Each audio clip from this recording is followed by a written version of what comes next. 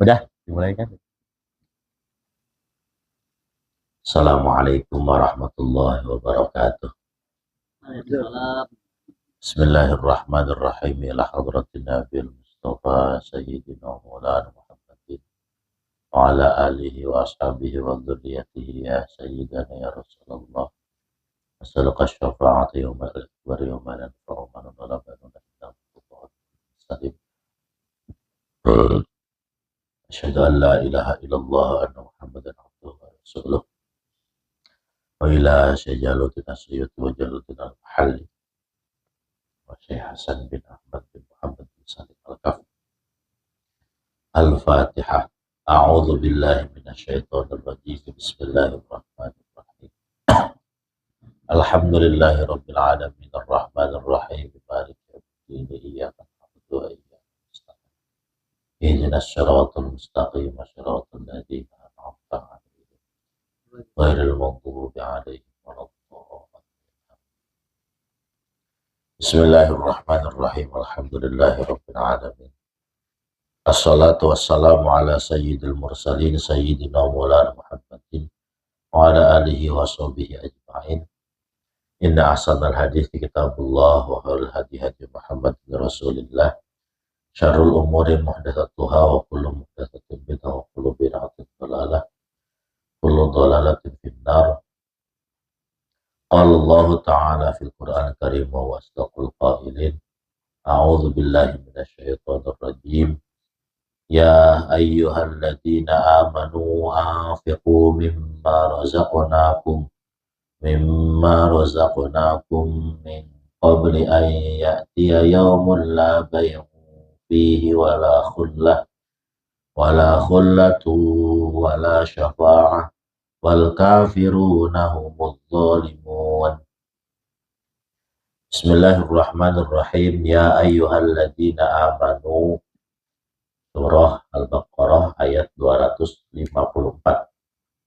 Surah Al-Baqarah ayat 254. Ya ayyuhalladzina amanu anfiqu mimma razaqnakum. Wahai orang-orang yang beriman, anfiqu, nafkahkanlah kalian semua mimma razaqnakum, dari sebagian apa yang telah kami rezekikan kepada kalian. Min qabli ayyatiya yaumul la bay'un,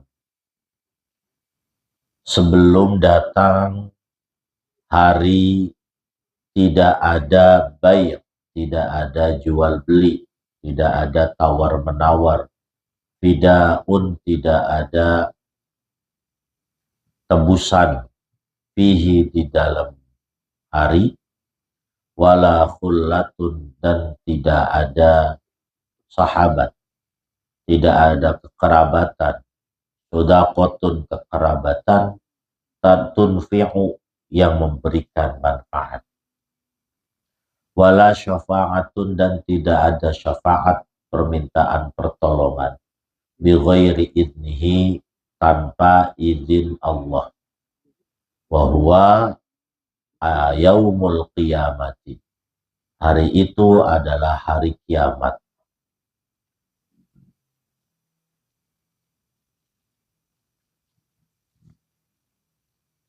Wal kafiruna, dan orang-orang kafir, billahi, kepada Allah, bima furidho, terhadap apa yang telah diwajibkan oleh Allah, alaihim, kepada orang kafir semua, hum, ia orang kafir, adz-zalimuna, itu adalah orang-orang yang zalim. Liwad'ihim, karena orang zalim tersebut meletakkan amrullahi, perintah Allah, fi ghairi mahallihi, pada yang bukan tempatnya, fi ghairi mahallihi, pada yang bukan tempatnya. Ayat 254. Allah mulai dengan memanggil orang-orang yang beriman. Ya ayyuhalladzina amanu. Ini pertanda bahwa ayat ini ditujukan atau diturunkan saat Nabi Muhammad sudah berada di Madinah atau sudah berada di Yatsrib. Seperti pernah kita ketahui dulu, untuk membedakan mana itu ayat Madinah, mana itu ayat Mekah, salah satunya dengan melihat apakah ayat itu didahului ya ayyuhalladzina amanu atau tidak. Kalau ayat itu didahului dengan ya ayyuhalladzina amanu, berarti ayat itu diturunkannya ba'da hijrah, setelah hijrah. Kalau tidak didahului dengan ya ayyuhalladzina amanu, misal ya ayyuhan nasu, maka ayat itu diturunkannya qoblal hijrah, sebelum hijrah. Ya ayyuhalladzina amanu ba'dal hijrah. Artinya, kalau orang itu sudah betul-betul beriman kepada Allah dan Rasul-Nya, maka lakukanlah perintahnya. Apa di sini perintahnya? Anfiqu. Kalau diawali dengan ya ayyuhalladzina amanu, ya ayyuhan nasu, dengan cara memanggil, biasanya ada perintah berikutnya. Maka perintah berikutnya itu di ayat 254 adalah anfiqu. Nafkahkanlah, bukan zakatkanlah, bukan. Bukan sedekahkanlah, tapi bahasanya nafkahkanlah. Apa kemudian yang menjadikan perbedaan antara nafkah infak dengan sedekah? Kan gitu akhirnya. Sedangkan di ayat-ayat lain ada perintah wa'atuz zakah, bayarkanlah zakat. Ayat lain dalam Al-Quran menyebutkan anfiqu, nafkahkanlah. Kalau kita tarik pengertian antara infak dan sedekah, maka kedua-duanya punya kesamaan, yaitu sama-sama amal soleh, sama-sama perbuatan terpuji. Akan tetapi perbedaannya banyak. Kalau infak mah itu khusus harta, khusus harta. Kalau sedekah, apa aja bisa disedekahin. Salah satunya orang senyum, apa senyum? Sedekah katanya ibadah. Orang senyum aja sedekah. Tapi orang senyum nggak bisa dikatakan infak, karena infak mah mengerucut hanya untuk harta. Akan tetapi makna sedekah lebih luas. Sedekah mah bisa ada yang hukumnya sunnah, bisa ada yang hukumnya wajib. Infak lebih mengerucut, tidak boleh selain harta. Harta itu tidak berluang apapun. Yang penting harta, baju, semen, rumah, mobil, harta. Tapi kalau sedekah enggak melulu harta. Nah, apakah infak juga ada yang wajib? Ada nggak infak yang wajib? Ada. Nafkah kita kepada keluarga wajib. Namanya sedekah apa infak? Infak itu mah. Perbedaannya lagi mana? Sedekah itu bisa jadi nama lain dari zakat. Kalau zakat ada nisabnya, ada ukuran. Zakat fitrah 2,5 kilo atau 3,5 liter. Zakat mal 2,5%. Zakat emas harus ada patokannya, nisabnya, haulnya. Nggak bisa sembarangan. Maka sedekah itu ada aturannya. Apalagi ketika sedekah itu adalah sedekah wajib. Kalau infak, nggak ada infak mah. Ukurannya tergantung kebutuhan. Mangweng ngasih ke anaknya berapa duit? Diatur nggak sama agama? Kagak, nggak diatur. Seharinya harus 30.000 jajan sekolah. Enggak. Tapi sesuai dengan kemampuan, sesuai dengan kebutuhan. Seberapa butuh? Itu namanya infak.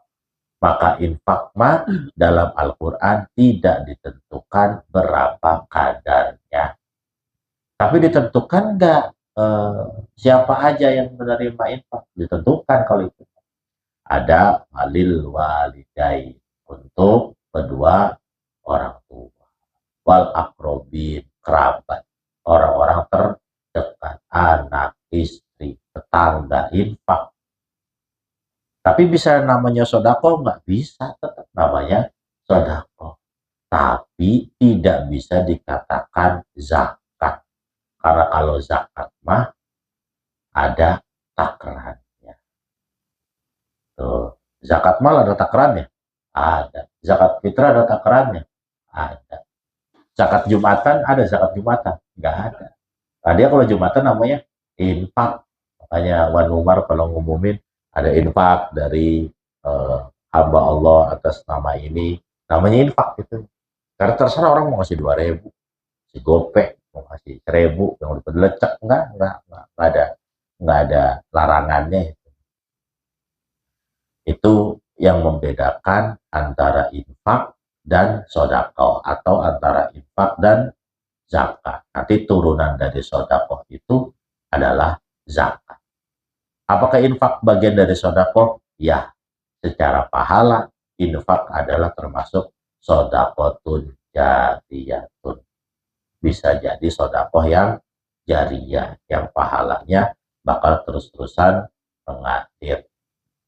Maka yang kita lakukan terhadap keluarga kita itu namanya infak. Tuh, namanya infak. Pahalanya pahala infak. Tapi kategorinya sodako nggak? Ini sedekah mah ke anak bini. Betul. Karena itu bisa masuk ke dalam kategori sodako. Zakat fitrah enggak? Bukan. Beda lagi zakat fitrah mah. Ada aturannya. Nggak boleh bayar zakat fitrah di bulan sekarang bulan apa Bang Wen? Bulan Jumadil Awal ya. Rabiul Akhir. Rabiul Akhir apa Jumadil Awal? Jumadil Awal. Nggak bisa. Zakat fitrah mah kudu adanya di bulan Ramadan ya mah. Atau di Syawal tapi imam belum naik ke mimbar. Boleh sok itu. Tapi kalau infak mah bebas. Berapapun kadarannya, semampunya, sebutuhnya, kasih infak. Maka bahasa Indonesianya infak. Terkadang kalau kita temu di terjemahan, itu bahasanya belanja. Ya, belanjakanlah hartamu di jalan Allah. Bahasanya apa? Belanja bahasanya. Iya betul, belanja. Sesuai dengan misi Menteri Purbaya. Belanja. Belanja. Kenapa? Belanja tuh kudu dilakukan untuk apa? Apa namanya? Bisa memutarkan roda perekonomian orang. Kalau nggak ada yang belanja, gimana? Siapa yang mau belanja minyak wangi? Nggak. Makanya harus belanja, muter, muter. Ya. Nggak ada yang belanja baut, Pak. Udah nggak bisa. Orang udah nggak punya rumah yang pakai baut, ya bautnya akhirnya nggak ada yang beli. Kalau bautnya nggak ada yang beli, pabriknya bangkrut. Ya. Maka Allah memerintahkan kita buat belanja. Belanjakan hartanya. Belanjakannya tapi di jalan Allah, buat makan, buat jajan anak ini, buat beli baju, buat beli rumah, buat beli minyak wangi, buat beli motor, buat beli mobil, belanjakan. Tapi fisabilillah, di jalan Allah. Kalau jariyah itu bahasa untuk sodakoh yang pahalanya tidak berhenti. Contoh, sodakoh namanya sedekah jariyah. Kenapa? Karena ini terus-terusan ngalir. Orangnya udah mati, ada yang nyumbang ini. Udah mati orangnya. Ada mungkin. Ya, orangnya udah mati. Tapi pernah nyumbang ini. Ini pahalanya terus mengalir. Namanya sedekah jariyah. Masih anak yatim. Jariyah nggak jariyah. Anak yatimnya pinter, bisa nyari duit buat emaknya, bisa sukses. Anak yatim jadinya sedekah ke orang lain. Gara-gara sedekah kita, infak kita ke anak yatim, maka termasuk jariyah.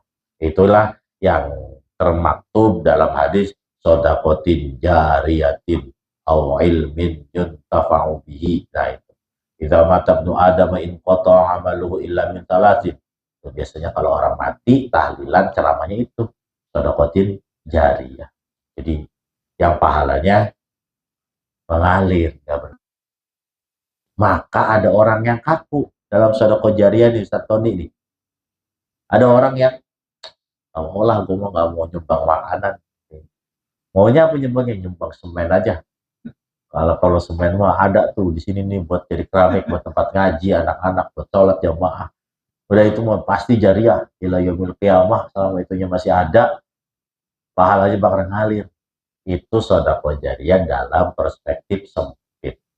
Kalau mau yang luas, apapun yang kita sedekahkan pasti jariyah. Tuh, sedekatin jariyah. Pokoknya sedekah mau pasti pahalanya bakal mengalir terus sampai kita meninggal dunia. Kalau sholat, berhenti sholat. Haji, berhenti. Puasa, berhenti. Sedekah doang yang pahalanya terus mengalir bahkan saat kita sudah berada di alam kubur. Jadi anfiku apa namanya Mang Weng? Belanja. Ya, belanja. Makanya Allah itu menciptakan manusia nggak bisa semua. Ya, ada orang bisa semua. Ono ini bisa masak, bisa nukang, bisa dagang, bisa jadi pilot, bisa jadi pramugari bisa semua. Di satu orang nggak ada. Dibagi-bagi oleh Allah biar pada bisa belanja. Orang Haji Rembo bisa perang, nggak bisa ngendarain pesawat Airbus.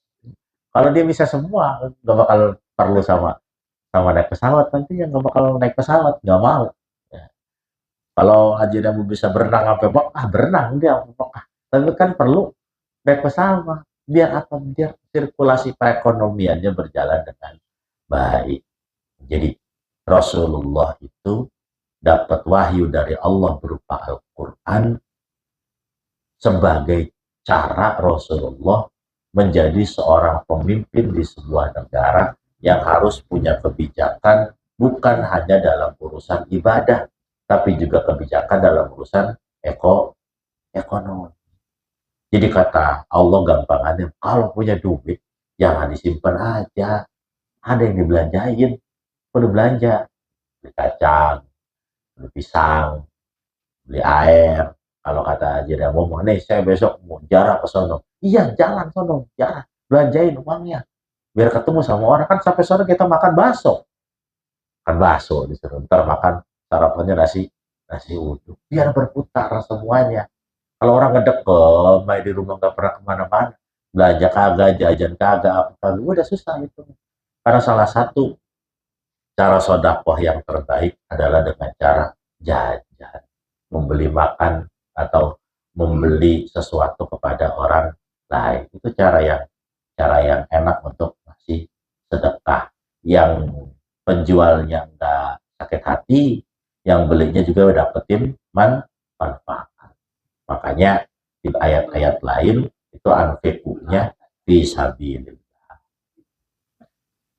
Apakah semuanya yang harus dibelanjakan, yang harus diinfakkan itu? Kata Allah, mimma rozaqnakum. Mimma itu mengartikan atau berarti sebagian. Yang dibelanjain gak kudu semua. Allah menyuruhnya sebagian wa mimma rozaqnakum. yunfiqun. Sebagian doang. Wa mimma, enggak semuanya mau punya duit 5 juta jajan semua enggak, 100.000 kek, 200.000 kek, 30.000, 20.000, jajanin duitnya buat belanja ono, buat belanja ini, kasih bini, kasih anak, kasih orang tua. Terus selain kata sebagian, Allah juga sebutkan rozaqnakum, yang kami rezekikan kepada kalian. Kata-katanya nih, yang kami rezekikan kepada kalian. Ini Allah sedang menegaskan bahwa rezeki yang kita dapat itu secara asalnya itu semuanya dari Allah. Rozaqnakum. Enggak pernah dalam Al-Quran dari rezeki yang telah kalian dapatkan, bukan, tapi rozaqnakum, dari yang telah kami kasih, kami rezekikan kepada kalian. Jadi rezeki kita yang kita pakai itu, yang kita gunakan, itu rezeki dari Allah.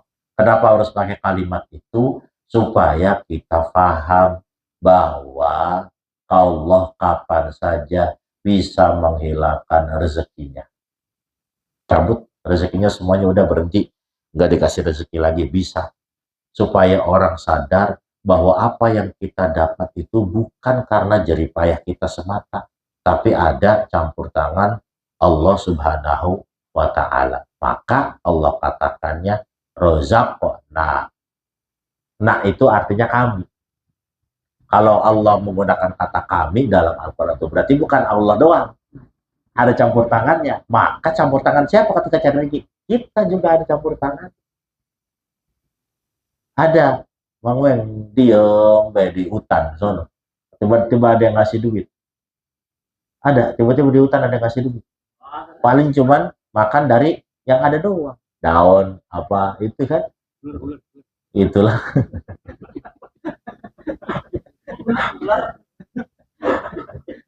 itulah kenapa Allah katakannya rozaqnakum. Ini ayat ini juga pernah dibunyikan kan oleh Allah di dalam Al-Baqarah yang pertama itu. Apa? Alladzina yu'minuna bil ghaibi wa yuqimuna sholata wa mimma razaqnahum yunfiqun. Wa mimma razaqnahum yunfiqun. Tuh. Di awal ayat aja di Al-Baqarah aja udah dijelaskan bahwa belanjakan dari apa yang telah kami rezekikan kepada kalian. Ya, jadi belanjakan, yang disuruh belanja juga enggak semuanya, dan yang telah dikasih rezeki oleh Allah itu bukan semata-mata karena kerja keras kita doang, tapi juga karena ada yang Allah kasih. Allah punya apa namanya? Allah punya kuasa untuk memberikan rezeki kepada kita. Ada orang dagang dari subuh sampai malam nggak dapat duit, ada. Karena rezeki mah yang ngatur Allah kok. Dewan cuti berbulan-bulan digaji. Digaji sama pabrik. Karena urusan rezeki mah urusan Allah. Padahal cuma usaha doang. Ya. Dan punya cabang 2, ya, kiosnya banyak itu. Tapi yang ngatur rezekinya tetap Allah Subhanahu wa Ta'ala. Jadi dulu kita masih pada sering jalan-jalan, pada sering pepergian, jajan di sono, jajan di sini, beli oleh-oleh ke sono, beli oleh-oleh ke sini.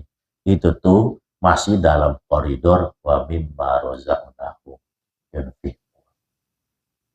Kenapa? Orang kalau buat dirinya aja udah pelit, apalagi buat orang lain. Bener, orang buat dirinya ya pelit, makan pakai tempe doang misalnya, nggak mau pakai ayam, ya. Ini itu, kemudian apa namanya, tidur juga diirit-irit misalnya, udah nggak usah pakai AC, nggak usah pakai kipas angin, padahal nggak punya penyakit, apa irit. Itu buat dirinya sendiri aja pelit, apalagi buat orang lain. Beda kayak Haji Rambo, saya mau jarak Ustaz ke sono nih, saya mau jalan-jalan Ustaz. Nah itu baru udah memanjakan diri sendiri, bisa tuh, udah memanjakan diri sendiri tuh. namanya. Ini mau boro-boro dirinya sendirinya aja lah diklanti, apalagi ke orang lah. Ya. Kenapa seperti itu? Perintahnya anfiqu mimma razaqnakum min qabli ayyatiya yaumul la bai'un fihi wala khullah. Sebelum nanti ada di mana tidak ada lagi bai', tidak ada lagi jual beli. Mumpung duitnya masih bisa kita gunakan, karena nanti kita akan ditemukan dengan suatu keadaan di mana jual beli itu sudah tidak bisa kita lakukan, yaitu saat kiamat. Sebelum kiamat ada nggak orang nggak bisa jual beli? Ada. Orang udah lek-lek di rumah sakit, udah selang infusan di mana-mana, apa duitnya banyak, bisa dia beli macam-macam di rumah sakit, nggak bisa. Belum nyampe kiamat, tapi ayat ya yaumul la bai'un fihi itu udah kejadian. Orang udah sakit parah, masa mudanya diirit-irit, nggak pernah jajan ke tetangga, nggak pernah jajan ke warung. Pokoknya kalau bisa nanam sendiri mah beras tanam sendiri kayaknya. Iya. Kalau misalnya bisa bikin listrik sendiri mah bikin listrik sendiri kayaknya itu. Ya. Jadi eh, kenyataan yang hadir tentang la bay'un fihi itu tidak harus menunggu yaumil qiyamah. Saat nanti kita memang sudah masuk ke dalam masa tua, bisa jadi kita akan ketemu dengan masa la bay'un fihi. Duit mah banyak, tapi nggak bisa kita gunain. Jalan-jalan nggak bisa, ya jadi boy. Udah nggak bisa mau gimana? Makan enak nggak bisa. Iya, ngasih duit ke anak susah. Mau gimana mau ngasih? Orang kita udah nggak bisa ngapa-ngapain. Tuh. Wala khullatun, dan tidak ada kekerabatan.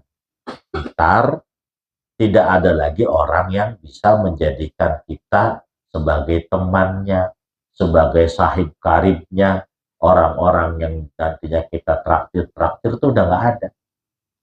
Siapa yang boleh traktir udah nggak ada. Pada hari kiamat udah nggak kepake semuanya, mati udah nggak kepake semuanya. Wala syafa'ah, dan tidak ada syafaat. Nanti hari kiamat tidak ada syafaat bi ghairi idni, tanpa ada izinnya Allah Subhanahu wa taala. Salah satunya yang bisa bersyafaat adalah Nabi Muhammad sallallahu alaihi wasallam. Nah, perintahnya tadi jelas suruh berinfak dari apa yang telah Allah kasih sebelum datang kepada kita hari di mana tidak ada jual beli, tidak ada kekerabatan, tidak ada sahabat, tidak ada syafaat. Artinya harta kita udah nggak bisa kepake lagi, harta kita udah nggak bisa digunakan lagi, harta kita udah nggak bisa ditasarrufkan lagi, udah nggak bisa jadi pahala. Mumpung kita masih segar, mumpung masih sehat, jadiin harta kita yang telah Allah kasih menjadi sebuah ladang pahala. Punya duit 1.050.000 kasih tetangga, beli beras sono biar makan tetangganya. Punya duit 500.000, 20.000-nya masukin ke masjid biar masjid listriknya nyala, biar kalau sanyonya mati ada serepnya, biar kalau listriknya rusak ada biayanya, biar karpetnya bau ada minyak wanginya, seterusnya buat superpel buat apa. Jangan pelit-pelit, jangan sampai nanti di yaumil qiyamah atau pada saat akhir hayat kita nggak bisa mentasarrufkan harta kita dalam bentuk infak di jalan Allah Subhanahu wa taala. Yang jelas berinfak ke siapa aja, tapi kalau infak usahakan yang terdekat terlebih dahulu. Orang tua, keluarga, anak, bini, terus kemudian baru ke tetangga, habis tetangga baru ke wilayah tetangga belasonnya lagi. Ya. Jangan ini mah sumbangan masjid, buat di mana sumbangan masjidnya? Sulawesi. Ya. sumbangan masjid di Sulawesi. Jadi dahulukan yang terdekat dulu, kecuali yang terdekatnya udah baik, baru boleh sumbangan ke sono yang jauh-jauh. Ya. Jadi terdekat dulu, dari yang terdekat baru mepet-mepet boleh ke yang jauh. Uniknya di ayat surah ini Allah katakan wal kafiruna humuz zalimun. Orang-orang kafir ialah orang-orang yang zalim. Nah, apa hubungannya orang kafir, orang zalim sama infak? Apa hubungannya orang kafir, orang zalim sama infak? Ini di awal Allah lagi ngomong orang beriman, tapi tiba-tiba ada orang zalim juga orang kafir. Sifat orang-orang kafir, sifat orang-orang yang tidak beriman kepada Allah adalah tidak mau berinfak. Orang kalau udah tidak mau berinfak, menurut ayat ini berarti termasuk kategori orang kafir, yaitu mereka sudah mendolimi diri mereka sendiri. Kenapa zolim? Kalau kata Imam Jalaluddin, liwad'ihim amrullahi fi ghairi mahalli, karena telah meletakkan sesuatu bukan pada tempatnya. Yang namanya zolim itu do'us syai'i fi ghairi mahalli, menempatkan sesuatu tidak pada tempatnya, namanya zolim. Naruh peci di kaki, zolim. Peci di kaki taruhnya, zolim. Apalagi pakai baju di celana, zolim. Sempak ditaruh di pala, zolim. Lawannya zolim adalah adil. Makanya kenapa harus ada kata zolim di ayat ini? Karena dalam berinfak itu harus adil. Adil itu menempatkan sesuatu pada tempatnya. Anak yang satu TK, yang satu SD, yang satu SMP, yang satu SMA, jajannya sama semua nggak Bang? Enggak. Yang TK goceng, yang SD 7.000, SMP ceban, SMA 15.000. Itu namanya adil. Ya, yang paling adil adalah Allah Subhanahu wa Ta'ala. Makanya Allah nggak pernah salah kalau ngasih rezeki ke orang. Ya, yang bangsa-bangsa biasa dikasihnya sebulan 5 juta, naik dikit 10 juta, naik dikit 15 juta, naik dikit 30 juta, tergantung dari sejauh mana tanggung jawab itu Allah kasih kepada sang hamba. Jadi kalau saya sering bilang, kalau kita minta kaya, weng, siap nggak buat sedekahnya? Weng, siap nggak? Bang Weng, insya Allah. Nah, kalau Bang Weng dikasih duit sama Allah 2 miliar, yang 1.900.000 sini buat masjid, mau nggak Bang Weng? Bang Weng dikasih nih 2 miliar, yang 1.900.000 buat ke masjid, Bang Weng 100 juta, mau nggak? Nah, kan mikir, ngayal aja pelit, ya, apalagi aslinya. Makanya kan gak jadi, ngayal aja mikir, apalagi asli. Tuh, itu. Jadi kita itu kadang-kadang meminta kepada Allah, dikasih rezeki yang banyak, tapi nggak siap buat menerima konsekuensi. Kalau jadi orang kaya, ya wajar banyak yang minta. Ada lagi, bos, coba nih minta sumbangan ini. Lu nggak gua ini. Atau kalau nggak mau dipintain sumbangan, jangan jadi orang kaya. Kalau nggak mau dipintain zakat, jangan jadi orang kaya. Jadi orang belangsak aja, nggak dipintain zakat, jadi orang belangsak. Dikasih zakat malah. Jadi semuanya itu sesuai dengan tupoksinya. Tupoksinya makin banyak, maka gajinya makin gede, makin besar. Mandor, gajinya gede apa? Kecil bangun, gede. Kenapa gajinya gede mandor? Karena tanggung jawabnya lebih Lebih besar kalau bangunan rusak ini dan itu yang diomelin duluan ya mantul. Maka dari ayat ini kita belajar bahwa kalau benar-benar kita beriman kepada Allah, jangan segan-segan untuk berinfak ke orang tua, ke keluarga, ke tetangga, ke sahabat, ke masjid, ke semuanya. Tapi infaknya itu dengan tujuan fisabilillah. Jangan sampai tujuannya bukan sabilillah. Jangan sampai tujuannya bukan ke Allah Subhanahu wa Ta'ala. Kalau tujuannya berpindah dari Allah, biasanya munculnya adalah kekecewaan. Allahu la ilaha illa huwal hayyul qayyum. Shadaqallahul adzim. Rasanya seayat doang, Mang Wei. Iya, belanjain. Makanya kan nah, kan akhirnya hidup semua. Konsep iya betul begitu, jangan ditahan-tahan punya duit mah. Mang Wei ngayal aja ngayal, kagak mau Mang Wei ngayal doang. Mau aslinya.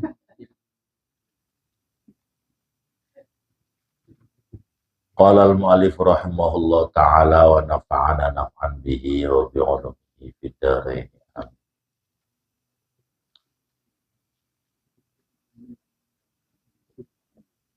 Bismillahirrahmanirrahim. Wa yusannu at-tasyahhudul awwal. Wa tusannu jalsatul istirahah. Belum ya? Duduk istirahat ya? Udah belum? Belum. Disunahkan duduk istirahat di kulli rakatin, di dalam setiap berdiri yakumu, di dalam setiap rakaat yakumu ba'daha yang bakal berdiri. Jadi duduk istirahat itu sunnah. Wa waktuha indal qiyami minar rakaatil ula, ketika bangun dari rakaat pertama, wasalisati, dan rakaat ketiga. Rakaat pertama ke rakaat kedua dari sujud nih mau berdiri, itu kita sunnah duduk istirahat. Sunnah duduk istirahat. Kalau nggak pakai duduk istirahat, langsung aja dari sujud. Allahu Akbar. Nggak jadi masalah. Berarti itu mah kaki-kakinya masih kuat, apa namanya, kalau mobil apa, sasisnya masih kencang, berdiri langsung berat nggak apa-apa. Tapi istirahat itu yusanu takhfifuha, disunahkan jangan pak lama-lama. Allah, duduknya lama jasanya. Allah, aku gak boleh lama-lama, sebentar aja. Kapan? Fala yutawiluha ziyadatan ala jalsatil julusi baina sajdatain. Jangan sampai melebihi lamanya duduk di antara dua sujud. Orang duduk istirahatnya lama, jangan. Kapan di subhanallahin sama Haji Arifin. Subhanallah duduk istirahat. Ya, itu ya. Jadi duduk istirahat sunnah kapan? Pokoknya setelah rakaat pertama dan setelah rakaat ketiga. Itu sunnah duduk istirahat. Kalau nggak pakai duduk istirahat juga nggak apa-apa. Saya rada jarang pakai duduk istirahat. Karena konon dalam satu riwayat hadis saat Rasulullah masih seger, masih fisiknya masih kuat, masih fit, itu jarang menggunakan duduk istirahat.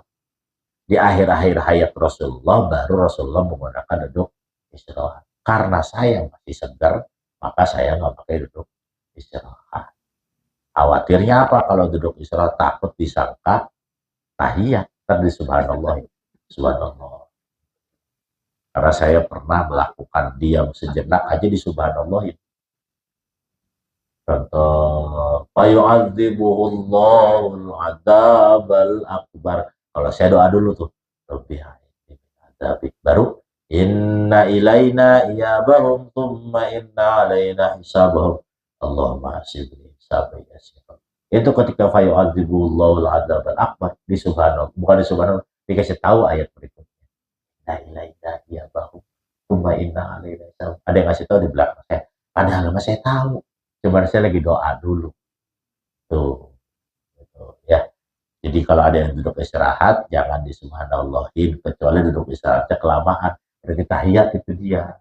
Ya baru subhanallah. Wa yusannu maddut takbir min ibtida'i rafaihi minas sujudi ilal qiyam. Disunnahkan memanjangkan takbir dari pertama kali mengangkat kepala dari sujud menuju berdiri. Dari sujud nih, ya mau berdiri ke rakaat kedua. Pas ngangkat kepala, Allahu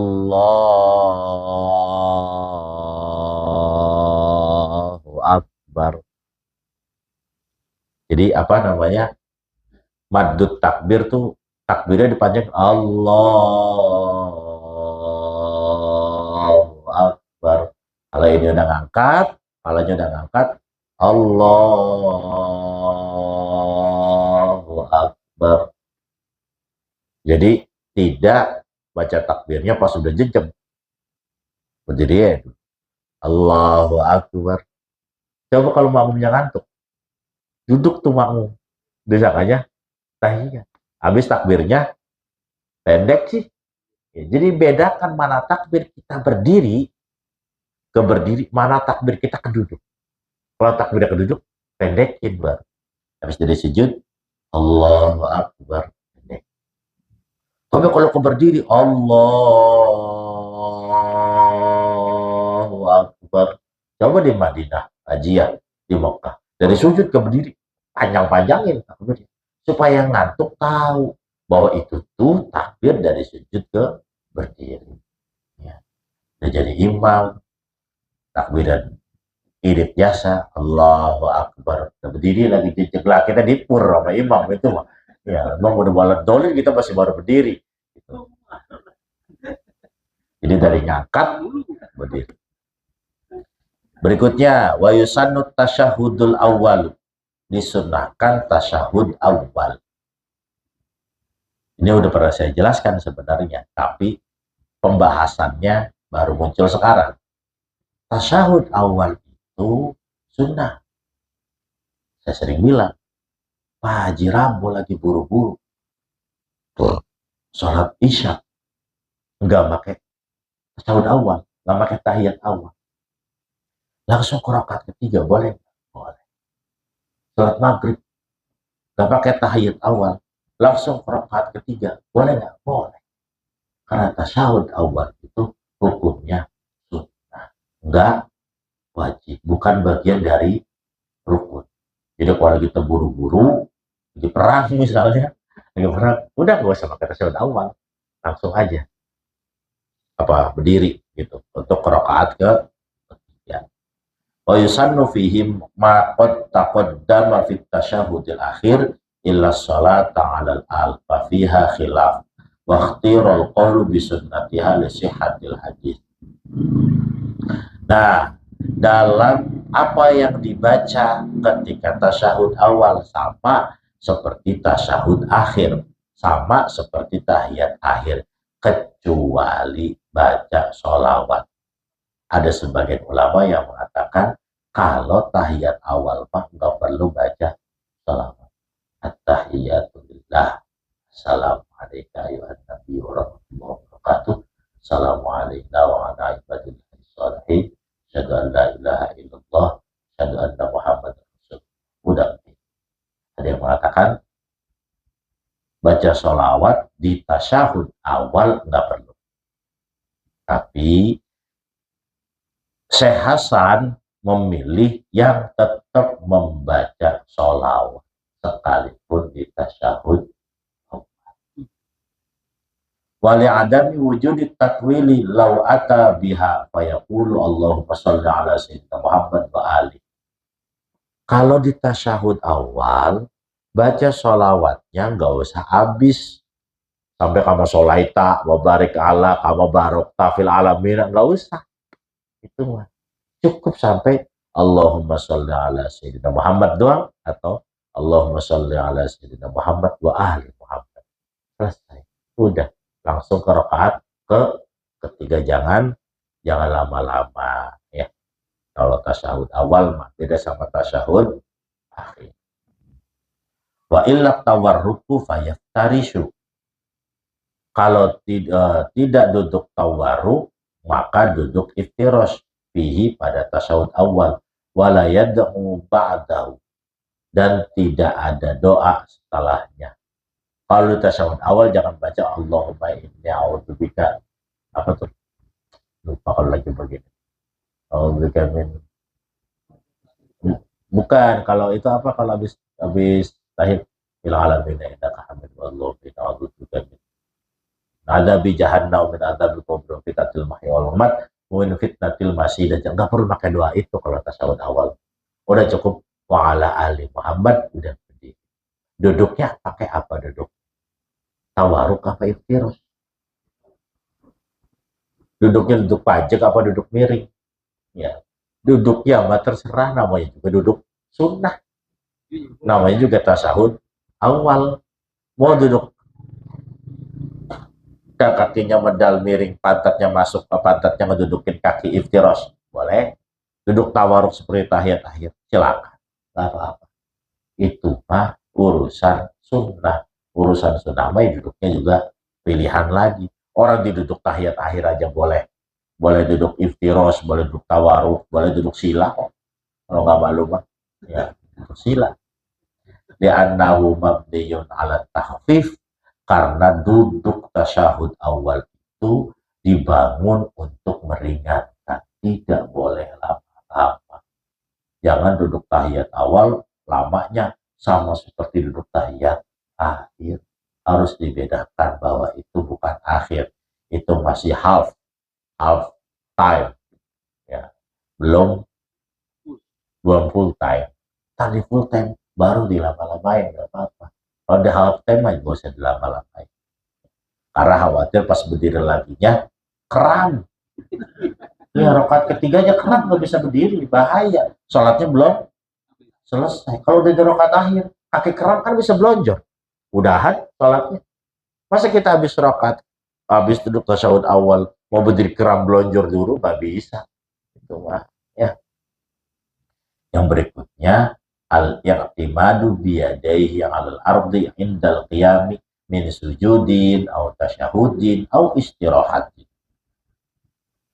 Kalau duduk, kalau mau berdiri, baik dari sujud, baik dari duduk tasyahud, ataupun dari duduk istirahat, berdirinya jejaganan pakai tangan, mendorongnya pakai tangan. Mau. Coba dari sujud ke berdiri, terus dorong pakai tangan. Iya, dorong pakai tangan. Gunakan tangan. Nah, walaupun kuat, coba Bang Wen, kuat nggak berdiri nggak pakai dorongan tangan? Dari sujud. Ya, set. Coba tangannya jangan dorong, langsung berdiri. Oh, udah nggak bisa berarti. Udah usia berarti ya. Nah, di sini Pak Haji tidak dijelaskan ngepel, buka, atau dua jari kayak orang push up, rombongannya orang-orang kejagoan. Itu nggak disebutin. Yang penting di sini itu kalau berdiri jadi tumpuan tangan. Rasulullah tangannya genggam katanya waktu bangun. Dalam hal pergerakan sholat yang bukan bagian rukun, itu Rasul masih berubah-ubah. Kadang tangannya ke depan, tangan bisa jadi tangannya ngepel, bisa jadi tangannya ke samping, sesuai dengan kebutuhan Rasul. Jadi nggak bisa dikatakan bahwa yang paling sunnah itu adalah yang nonjok, bangunnya ditonjok, dorong, nggak bisa. Yang paling sunnah itu adalah yang tangannya kebuka, nggak bisa. Yang sunnah itu yang baring ngerampat-rampat tembok, nggak bisa, nggak. Yang sunnah itu yang kayak Pak Presiden Prabowo ketika bangun pakai sikutnya Mayor Teddy, enggak. Sesuai dengan kebutuhan. Yang penting disunahkannya ngedorong pakai tangan supaya kita bisa berdiri.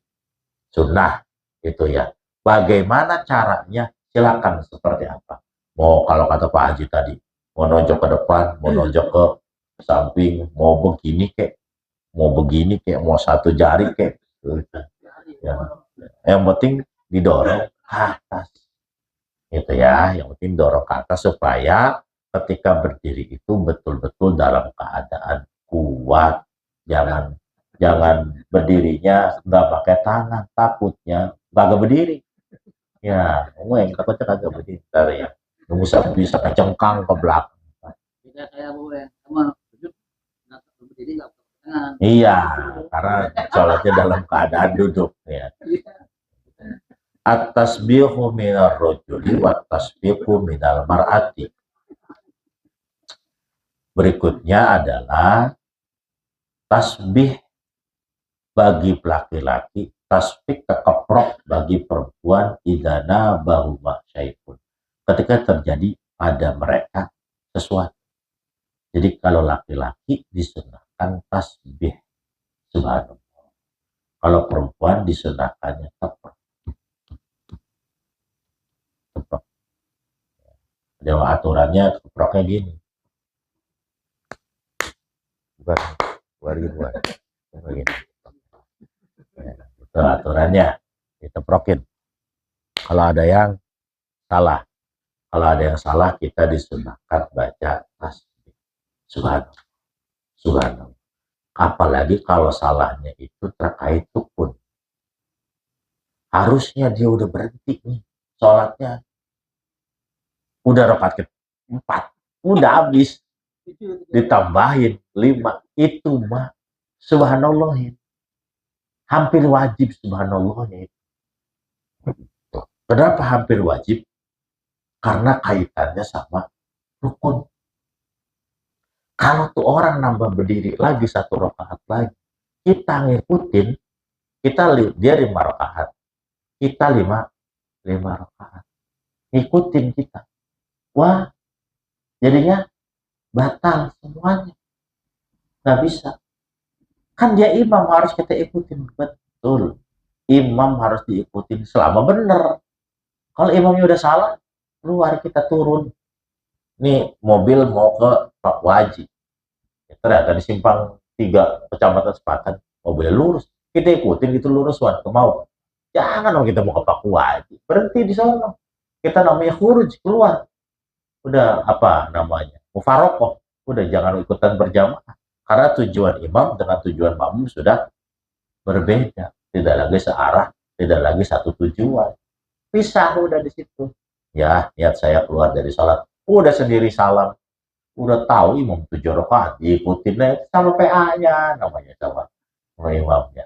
Jangan diterusin, biarin aja, lanjut. Nanti setelah salat kasih tahu, Pak, Bapak salah, udah 7 rakaat misal. Pak, Bapak salah tadi rakaat 5.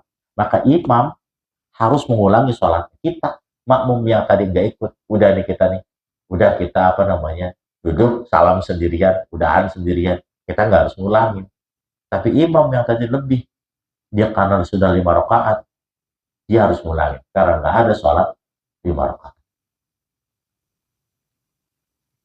Tuh, makanya ketika kita sholat sendirian,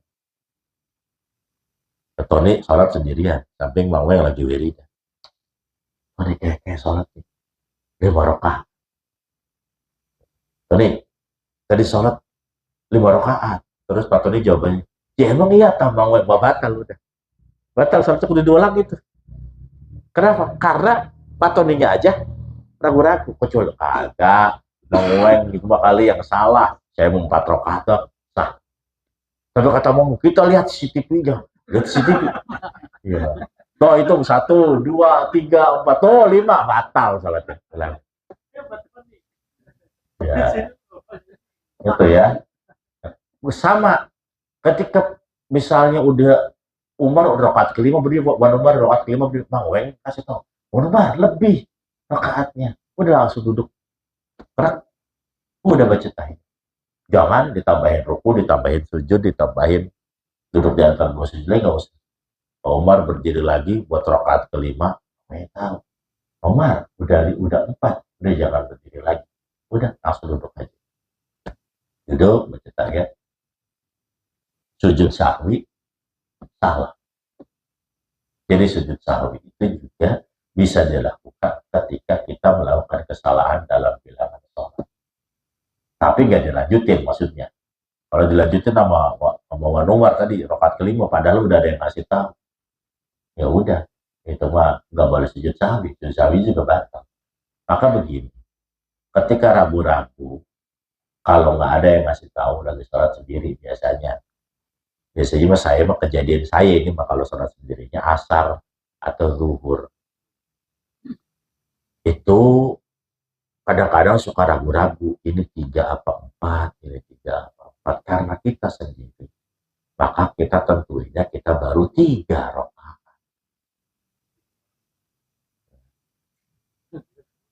Ini kita udah 2 rakaat apa masih 1 rakaat? Maka kita geretekinya dalam hati baru 1 rakaat. Yang bilangan terkecil. Karena al-aslu al-adam. Asal itu yang nggak ada. Kalau kita ragu-ragu di 1 dan 2, yang udah ada 1 atau 2? Yang udah pasti ada 1. Yang 2 kan nggak pasti. Udah wudhu belum? Udah wudhu belum? Apa yang harus kita tekanin? Belum. Kenapa? Yang udah pasti mah belum wudhu. Kan udah wudhunya mah nggak pasti. 3 atau 4 yang udah pasti 3, maka kita ambil 3. Kecuali kita lagi banyakan, kita lagi sholat sendirian, kemudian ada banyakan orang, kita ambil 3, ternyata kita udah 4, dikasih tahu udah berhenti. Kalau ketemu sama imam yang disubhanallahin tetap nyuruncul naik ke atas, naik terus nambah rakaat kelima, maka kita berhenti berjamaahnya mufaroqah aja. Haji misalnya nanti di masjid mana imamnya ngantuk atau imamnya udah sepuh lupa di rakaat keempat misalkannya masih rakaat ketiga, harusnya tahiyat akhir dia malah berdiri lagi. Pak yakin, jamaah yang lain juga yakin, udah mufaroqah tahiyat sendiri, salam sendiri. Kalau imamnya nggak bisa dikasih tahu, ya. Jadi kalau urusan-urusan sunnah, kalau urusan sunnah, baca subhanallahnya ngelihat sikon. Kalau emang ini urusan yang urgen, kayak kunut, imam tiba-tiba langsung mau sujud aja, subhanallah. Tetap sujud aja, jangan disubhanallahin lagi, udah. Bang Weng, sami Allahu liman hamidah. Kan harusnya kunut nih. Ya, sunnahnya kunut. Tiba-tiba Bang Weng mau sujud. Wan Umar, subhanallah. Bang Weng tetap sujud aja. Menurut subhanallah. Udah, gak usah terus subhanallah. Ikutin itu mah imam nungsep, ikut nungsep. Kenapa? Karena kunut mah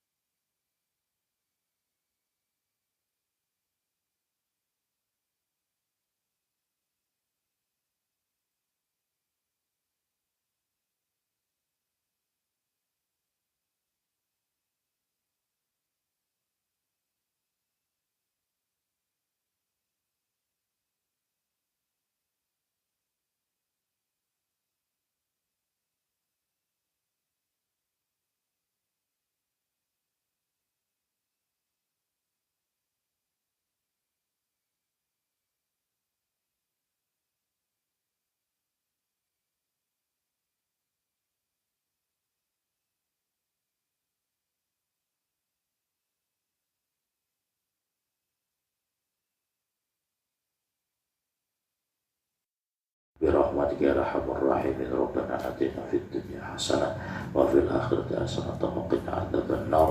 وصلى الله على سيدنا محمد والحمد لله رب العالمين. السلام عليكم ورحمة الله وبركاته.